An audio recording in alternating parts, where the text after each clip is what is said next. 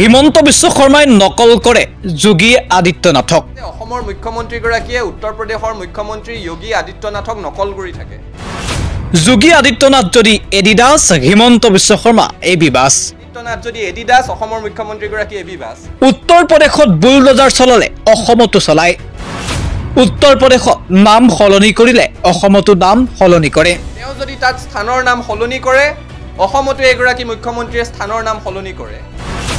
আমি যোগী আদিত্যনাথক নকল কৰিবলৈ হিমন্ত বিশ্বক মুখ্যমন্ত্ৰী পতা নাই। তেখেতক অসমৰ মানুহে মুখ্যমন্ত্ৰী পাতিছে অসমৰ উত্তৰণৰ কথা চিন্তা কৰিবৰ কাৰণে, যোগী আদিত্যনাথক নকল কৰিবৰ কাৰণে নহয়।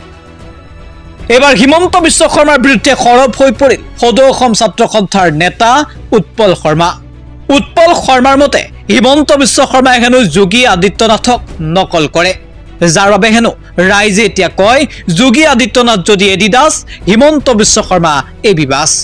উৎপল শৰ্মাৰ মতে যদি যোগী আদিত্যনাথে উত্তৰ প্ৰদেশত বুলডোজাৰ চলায়, তেতিয়াহ'লে হিমন্ত বিশ্ব শৰ্মাই অসমতো বুলডোজাৰ চলায়। হিমন্ত বিশ্ব শৰ্মাক এইবাৰ সমালোচনাৰে থকা সৰকা কৰিলে সদৌ অসম ছাত্ৰ সন্থাৰ নেতা উৎপল শৰ্মাই।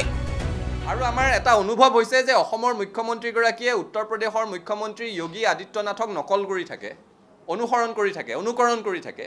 তেওঁ যদি তাত বুলডোজাৰ লগাই দিয়ে, ইয়াতো অভিযুক্তৰ ঘৰত বুলডোজাৰ লগাই দিয়া হয়।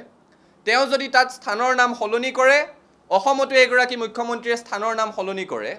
তেখেতক অসমৰ মানুহে মুখ্যমন্ত্ৰী পাতিছে অসমৰ উত্তৰণৰ কথা চিন্তা কৰিবৰ কাৰণে, যোগী আদিত্যনাথক নকল কৰিবৰ কাৰণে নহয়। মানুহে কোৱাকুই কৰিবলৈ আৰম্ভ কৰিছে আদিত্যনাথ যদি এডিডাছ, অসমৰ মুখ্যমন্ত্ৰীগৰাকী এবিবাছ। সেই নকল কৰাৰ প্ৰৱণতাটো তেওঁ বন্ধ কৰিব লাগে। আৰু যিবোৰ মৌলিক কথাই মানুহৰ জীৱন ধাৰণৰ মানদণ্ড উন্নত কৰিব, ৰাজ্যখনৰ অৰ্থনৈতিক বুনিয়াদ শক্তিশালী কৰিব, নিবনুৱা সমস্যাৰ সমাধানত সহায় কৰিব, সেই কথাবোৰ চিন্তা কৰিব লাগে। ৫,০০০ পদ ওলাই চৰকাৰী ১১ লাখে আবেদন কৰে। স্থানৰ নাম সলাই থাকিলে অৰ্থনৈতিক বুনিয়াদ শক্তিশালী হ'ব নেকি? মৌলিক সমস্যা দূৰ হ'ব নেকি? জাতীয় সমস্যা নিৰ্মূল হ'ব নেকি? নহয়। গতিকে এনেধৰণৰ কথাবোৰত ৰাইজক ব্যতিব্যস্ত ৰখাৰ নিউজ ডেস্ক, এনি টক্স।